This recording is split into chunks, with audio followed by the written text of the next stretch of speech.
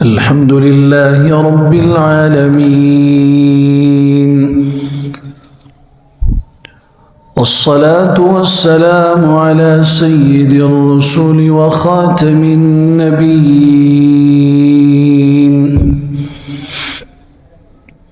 وعلى آله وصحبه أجمعين إلى يوم الدين. أما بعد، فأعوذ بالله من الشيطان الرجيم. بسم الله الرحمن الرحيم.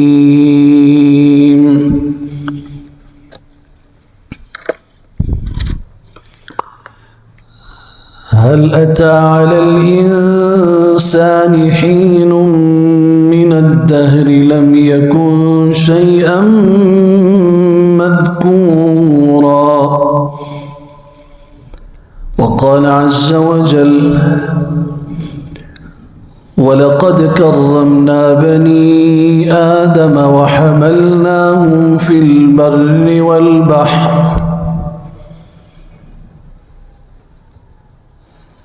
وقال سبحانه: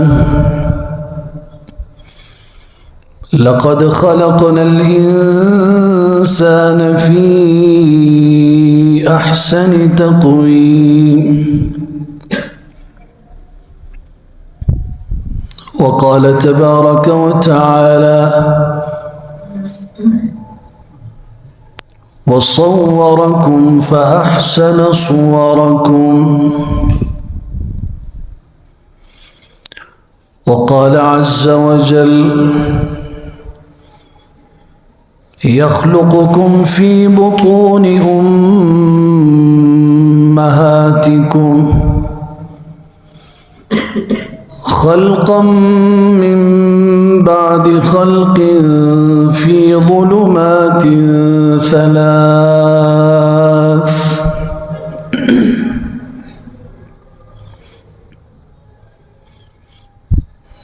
صدق الله مولانا العظيم، وبلغنا رسوله النبي الكريم، ونحن على ذلك لمن الشاهدين والشاكرين، والحمد لله رب العالمين.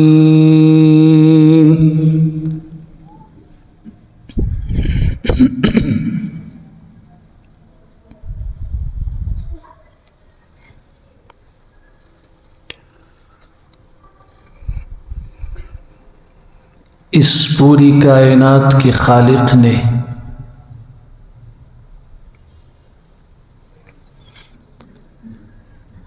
जब अपनी कायनात का नक्शा बनाया और नक्शा पेश किया और बयान किया,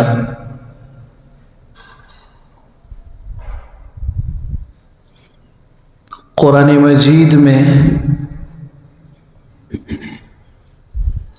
अगर आप उन कलिमात,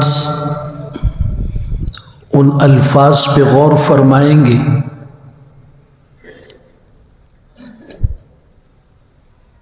तो एक मुख्तसर जुमले में अल्लाह ताला ने पूरी कायनात को समेट करके बयान कर दिया। इन्ना रब्बकुमुल्लाहुल्लज़ी खलक़स्समावाति वल अर्ज़ फ़ी सित्तति अय्याम थुम्मा इस्तवा अलल अर्श युग़शिल लैल अन्नहार यत्लुबुहु हसीसन वश्शम्स वल क़मर वन्नुजूम मुसख्खरातिन बिअम्रिहि अला लहुल ख़ल्क़ु वल अम्र फ़तबारकल्लाहु रब्बुल आलमीन। इस एक आयत में पूरे निज़ाम कायनात को और उसकी तख्लीक को, जिसमें पहाड़, आसमान, ज़मीन और इसके बीच की मखलूक़ात, सबको समेट के एक आयत में बयान कर दिया। और साथ ये भी कह दिया कि ये सब कुछ बनाने वाला भी मैं हूँ اور اس سب کے اوپر حکومت بھی میری قائم ہے۔ الا لہ الخلق والامر فتبارک اللہ رب العالمین۔ لیکن جب اس رب نے انسان کی تخلیق کو بیان کیا تو سبحان اللہ آپ حیران رہ جائیں گے۔ صرف ایک انسان، غور کیجئے، ایک طرف پوری کائنات، اس کائنات کے اندر جو کچھ ہے اس سب نقشے کو ایک آیت میں بیان کیا ہے اور سب کو سمیٹ دیا۔ دوسری طرف جب ایک انسان کی تخلیق اور اس کی پیدائش کا ذکر فرمایا ہے تو قرآن مجید کے اس انداز پہ قربان جائیے۔ وَلَقَدْ خَلَقْنَا الْإِنسَانَ مِنْ سُلَالَةٍ مِّنْ طِينٍ ثُمَّ جَعَلْنَاهُ نُطْفَةً فِي قَرَارٍ مَّكِينٍ ثُمَّ خَلَقْنَا النُّطْفَةَ عَلَقَةً ثُمَّ خَلَقْنَا الْعَلَقَةَ مُضْغَةً، اور ثُمَّ خَلَقْنَا النُّطْفَةَ عَلَقَةً ثُمَّ خَلَقْنَا الْعَلَقَةَ مُضْغَةً ثم خلقنا المضغة عظاما فكسونا العظام لحما ثم أنشأناه خلقا آخر فتبارك الله أحسن الخالقين۔ تفصیلی وقت نہیں ہے کہ ایک ایک جملے پہ بات کی جائے۔ اس ایک آیت میں صرف ایک انسان کی مراحل تخلیق بیان کیے گئے ہیں۔ من سلالة من طین، خالص مٹی، انسان کی تخلیق کا آغاز اور بنیاد ہے۔ پھر اس کے بعد نطفہ،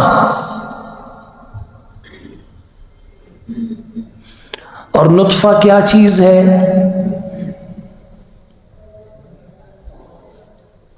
پیشاب اور پاخانے سے زیادہ نجس اور زیادہ غلیظ اور زیادہ گندی چیز ہے۔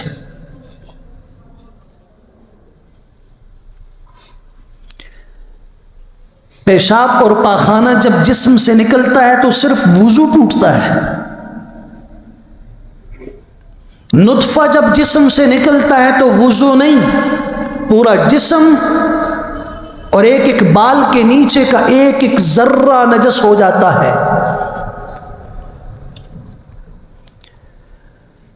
پیشاب اور پاخانے کے نکلنے سے انسان قرآن مجید کی زبانی تلاوت کر سکتا ہے، مسجد سے گزر سکتا ہے، مسجد میں داخل ہو سکتا ہے، اللہ کے گھر بیت اللہ میں جا سکتا ہے۔ لیکن نطفے کا ایک قطرہ جسم سے جب نکل جائے، قرآن مجید کی زبانی تلاوت بھی ناجائز، مسجد کے اندر قدم رکھنا بھی حرام، اللہ کے گھر مسجد حرام میں پاؤں تک نہیں رکھ سکتے اس حال میں۔ اتنی غلیظ اور اتنے گندے نطفے سے اللہ نے پیدا کیا۔ 40 دن نطفے پہ گزرے، اس کے بعد اسے جمع ہوا خون بنا دیا، خون کا لوتھڑا ہوتا ہے۔ 40 دن اور گزرے، چبائے ہوئے گوشت کی طرح، اور بالکل اندھی دنیا کے لیے عبرت نہیں ہے کہ آج تم الٹرا ساؤنڈ کے ذریعے ماں کے پیٹ کے اندر بچے پر جب 3 چلے گزر جائیں اس کی کیفیت کو تم دیکھ سکتے ہو کیمرے کی آنکھ سے۔ آج سے 1450 سال پہلے جب میرے پیغمبر محمد مصطفیٰ صلی اللہ علیہ وسلم کے قلب اطہر پہ قرآن نازل ہو رہا تھا، اس وقت کون سے الٹرا ساؤنڈ کی مشین تھی؟ کس نے ماں کے پیٹ کے اندر بچے کو دیکھا تھا؟ کیا یہ اس بات کی بین دلیل نہیں ہے کہ میرے آقا نے جو کچھ کہا سچ کہا، جو قرآن نے بیان کیا سچ بیان کیا؟ کہ ماں کے پیٹ میں جھانک کے بغیر 40 دن تک نطفہ، اس کے بعد تغیر، تبدیلی، جمے ہوئے خون کا لوتھڑا، پھر 40 دن گزرے، پھر اسے چبائے ہوئے گوشت کی طرح کر دیا جیسے دانتوں سے چبایا جائے، پھر اس کے بعد اس کی ہڈیاں، پھر گوشت، کھال چڑھنا شروع ہوئی۔ یہ سب مراحل بیان کرنے کے بعد فرمایا فَتَبَارَكَ اللَّهُ أَحْسَنُ الْخَالِقِينَ، برکت والی ہے وہ ذات جو سب سے خوبصورت بنانے والی ہے۔ پوری کائنات کی تخلیق کے آخر میں کہا فَتَبَارَكَ اللَّهُ رَبُّ الْعَالَمِينَ، یہاں رب العالمین نہیں فرمایا، احسن الخالقین، جو سب سے خوبصورت بنانے والا ہے۔ کبھی غور کرو اپنے نقطے آغاز پر، آج زمین پہ پاؤں رکھتے ہو، طاقت کے نشے میں سمجھتے ہو کہ مجھ جیسا کوئی نہیں، اپنے مال کے بل بوتے پہ کہتے ہو کہ مجھ جیسا کوئی نہیں، اپنے حکومت، اپنے عہدے اور اپنے مال اور اپنی جائیداد اور زمین کی کثرت کی بنیاد پہ کہتے ہو مجھ جیسا کوئی نہیں۔ غور تو کرو تم کیا تھے، تمہیں اس مقام تک کس نے پہنچایا؟ هل اتى على الانسان حين من الدهر لم يكن شيئا مذكورا، انسان پہ ایسا دور گزرا ہے، ہر انسان پہ ایسا وقت گزرا ہے، لم يكن شيئا مذكورا، وہ قابل ذکر چیز نہیں تھی۔ کیف تکفرون باللہ وکنتم امواتا، تم اللہ کا کیسے کفر کرتے ہو، کس بنیاد پر، کس انداز سے، کس طریقے سے تم اللہ کا انکار کرتے ہو؟ وکنتم امواتا، اپنے کو تو دیکھو، کوئی زمانہ تھا تم کچھ نہیں تھے، آج جس کی عمر 50 سال ہے، آج سے 51 سال پہلے اس کا وجود تھا؟ جس کی زندگی آج 60 سال ہے، 61 سال پہلے اس کا وجود تھا؟ اس دنیا کو کوئی پتہ تھا کہ ایسا کوئی فرد آئے گا؟ ماں باپ کے علم میں تھا کہ ہمارے گھر میں، ہمارے آنگن میں، ہماری جھولی میں کوئی ایسا بچہ پیدا ہوگا؟ نہیں۔ کیف تکفرون باللہ وکنتم امواتا، تم کچھ نہیں تھے، فاحیاکم، اس نے تمہیں زندگی دی، ثم یمیتکم، پھر وہ تمہیں موت دے گا، ثم یحییکم، پھر وہ تمہیں زندہ کرے گا، ثم الیہ ترجعون، پھر تم اس کے سامنے لوٹائے جاؤ گے۔ اپنے نقطۂ آغاز پہ غور کرو، تم کیا تھے؟ تمہیں کن کن مرحلوں سے اس اللہ نے گزارا؟ انا خلقناکم من تراب، غور کرو قرآن کہتا ہے ہم نے تمہیں مٹی سے بنایا، مٹی سے۔ الم نخلقکم من ماء مہین، کیا ہم نے تمہیں ایک ذلیل، ایک بے قیمت پانی نطفے سے نہیں بنایا؟ وَلَقَدْ خَلَقْنَا الْإِنسَانَ مِنْ سُلَالَةٍ مِّن طِينٍ، مٹی کے، خالص مٹی جس میں کوئی پتھر، کنکر، ریت کچھ نہ ہو، خالص مٹی سے بنایا۔ انا خلقناہم من طین لازب، چپکنے والی لیس دار مٹی سے ہم نے بنایا۔ خلق الانسان من صلصال کالفخار، ٹھیکری، بجنے والی مٹی سے تمہیں بنایا۔ یہ انسان کی تخلیق کے مختلف مراحل ہیں۔ خالص مٹی تھی، پھر اس میں پانی ڈالا گیا، نمی پیدا کی گئی، وہ ایسی بن گئی کہ چپکنے لگی، لیسدار ہو گئی اور اس چپکنے والی مٹی کو سکھایا، خشک کیا، اور جب وہ صلصال کالفخار بن گئی اور صلصال من حمأ مسنون بن گئی، پھر اس کے بعد رب نے اس انسان کو تخلیق فرمایا اور پھر اس انسان کی پسلی سے ایک عورت کو پیدا کیا جسے اما حوا کہتے ہیں، پھر ان کے ملاپ سے نسل انسانی کا ایک سلسلہ جاری کیا۔ یا ایھا الناس انا خلقناکم من ذکر و انثی، ہم نے تمہیں ایک مرد اور ایک عورت کے ملاپ سے پیدا کیا ہے۔ غور کرو تم کیا تھے، آج تم انسانیت پہ روب ڈالتے ہو۔ یہ انسانیت ہے کیا؟ الخلق عیال اللہ، یہ سارا اللہ کا کنبہ ہے، اللہ کا خاندان ہے۔ وہ اللہ خاندان سے پاک، اس کی کوئی رشتہ داری کسی کے ساتھ نہیں، لیکن تمام مخلوقات میں انسانیت کو اللہ نے ایک عزت دی، ایک معراج دی، اور اس کے ساتھ اپنا قریبی تعلق بتایا کہ یوں سمجھو کہ یہ سب میرے کنبے کے لوگ ہیں۔ فَأَحَبُّ الْخَلْقِ إِلَى اللَّهِ مَنْ أَحْسَنَ إِلَىٰ عَيَالِهِ، اس ساری انسانیت میں اللہ کو پسندیدہ انسان وہ ہے جو اللہ کے کنبے کے ساتھ اچھا سلوک کرنے والا ہو۔ تبھی تو فرمایا کل قیامت کے دن ایک بندہ اللہ کے حضور پیش ہوگا، اللہ فرمائیں گے میں بیمار تھا، تو نے مجھے کھانا نہیں دیا، مجھے پیاس لگی، تو نے مجھے پانی نہیں دیا تھا، میں بیمار ہوا تھا، تو نے میری تیمارداری نہیں کی۔ وہ بندہ کہے گا اللہ آپ بھوک سے بھی پاک ہیں، پیاس سے بھی پاک ہیں، آپ ہر قسم کے عیب سے، احتیاج سے، ضرورت سے پاک ہیں، آپ بیماری سے پاک ہیں۔ فرمایا ہاں، تیرے پڑوس میں، تیرے قریب میں ایک بیمار تھا، وہ میرے کنبے کا فرد تھا، اگر تو اس کی عیادت کرتا آج تجھے اس چیز کا اجر ملتا کہ تو نے میری عیادت کی۔ تیرے پڑوس میں انسان بھوکا تھا، پیاسا تھا، تو اسے کھلا پلا سکتا تھا، تو نے اس سے منہ پھیرا، یوں سمجھو کہ تو نے مجھے کھانا نہیں دیا، تو نے مجھے پانی نہیں دیا۔ کبھی غور کیجئے، من ذا الذی یقرض اللہ قرضا حسنا، کون ہے جو اللہ کو بہترین قرضہ دے؟ اللہ کو قرض کی کیا ضرورت؟ وہ تو اتنا بلند ہے کہ یہ سب کچھ دینے والا وہی ہے۔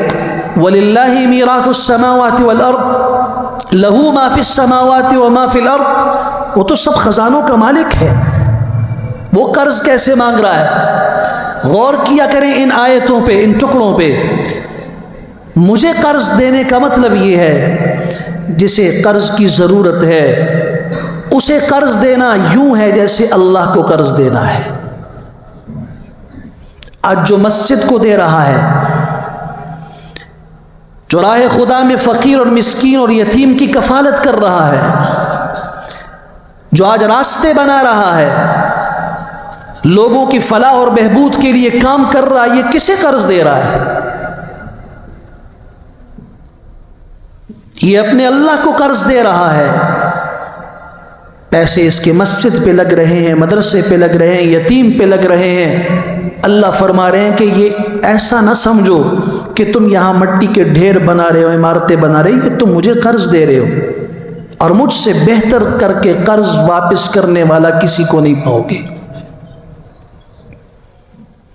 ایسے بڑا چڑھا کے دوں گا کہ صرف ایک مثال سے سمجھیے کہ دعا کرنے والا کبھی کبھار سمجھتا ہے کہ میں دعا کرتا ہوں اللہ میری دعا نہیں سنتا۔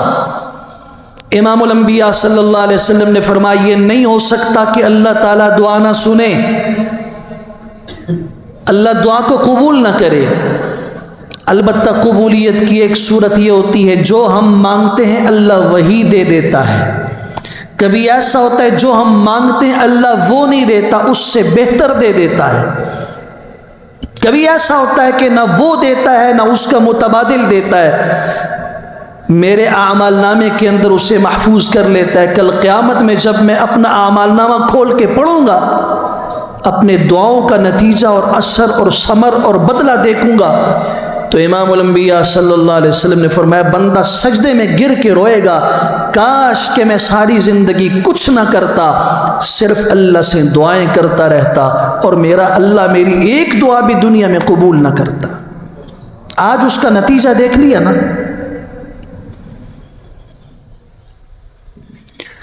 اپنے آپ کو دیکھو میں کیا تھا، اور اس رب کی عظمت کو دیکھو کہ اس نے مجھے کیا بنا دیا۔ ایک گندے نخلقکم من ماء مہین، ایک بے قدرے گندے نجس پانی سے مجھے اتنا خوبصورت کر کے بنایا کہ پھر وہ خود قسم کھا کے کہتا ہے والتین والزیتون وطور سینین وہذا البلد الامین لقد خلقنا الانسان فی احسن تقویم۔ مجھے تین کی قسم، مجھے انجیر کی قسم، مجھے زیتون کی قسم، مجھے طور سینا کی قسم، مجھے اس شہر مکہ کی قسم، میں نے انسان کو بہت خوبصورت سانچے میں بنایا ہے۔ یا ایھا الانسان ما غرک بربک الکریم، اللہ تعالیٰ شکوہ کرتے ہیں اے انسان اس رب کریم کے بارے میں کس نے تجھے دھوکے میں ڈال دیا؟ کون سا رب؟ الذی خلقک، جس نے تجھے پیدا کیا، فسواک، برابر کیا، فعدلک، معتدل کر کے بنایا، ایک ایک عضو ایسا خوبصورت کر کے بنایا، فی ای صورت ما شاء رکبک، جس شکل میں چاہا تجھے جوڑ دیا، صورکم فاحسن صورکم، اس نے تمہاری شکل بنائی، بہترین شکل بنائی، یخلقکم فی بطون امہاتکم خلقا من بعد خلق فی ظلمات ثلاث، ماں کے پیٹ میں 3 اندھیرے تھے، ان 3 اندھیروں میں ایک کے بعد دوسری تخلیق سے گزار کے خوبصورت شکل میں تمہیں دنیا میں وجود دیا، اور میں خود کہتا ہوں فتبارک اللہ احسن الخالقین، سب سے خوبصورت پیدا کرنے والی ذات، برکت والی ذات ہوں، اور تم کہتے ہو کوئی ایسا رب نہیں، اور تم اپنے آپ کو بھول جاتے ہو، اپنے آپ کو رب کے منصب پہ لے جاتے ہو۔ تکبر جو اللہ کی صفت ہے، عاجزی جو تمہاری صفت ہے، تم نے اسے چھوڑ دیا، تم نے رب کی صفت اختیار کرنے کی کوشش کی۔ اپنے آپ کو سمجھو، اپنی حقیقت کو سمجھو۔ جو انسان اپنی حقیقت کو سمجھ گیا نا، اللہ کی قسم اسے اللہ کی عظمت سمجھ آ جاتی ہے۔ ایک جملہ میرا دل کی تختیوں پہ لکھ لینا، جو انسان متکبر ہو اسے اللہ کی پہچان نہیں ہوتی۔ یہ نمازی صحیح، حج کرے، کچھ بھی کرے، جب تک اس میں تکبر کی صفت ہے یہ اللہ کی معرفت کو نہیں پہنچ سکتا۔ اور عاجز انسان، مٹا ہوا انسان، جاہل بھی ہو، اگر اس کے پاس ایمان کی ایک دولت موجود ہو، یہ اللہ کی معرفت حاصل کر لے گا۔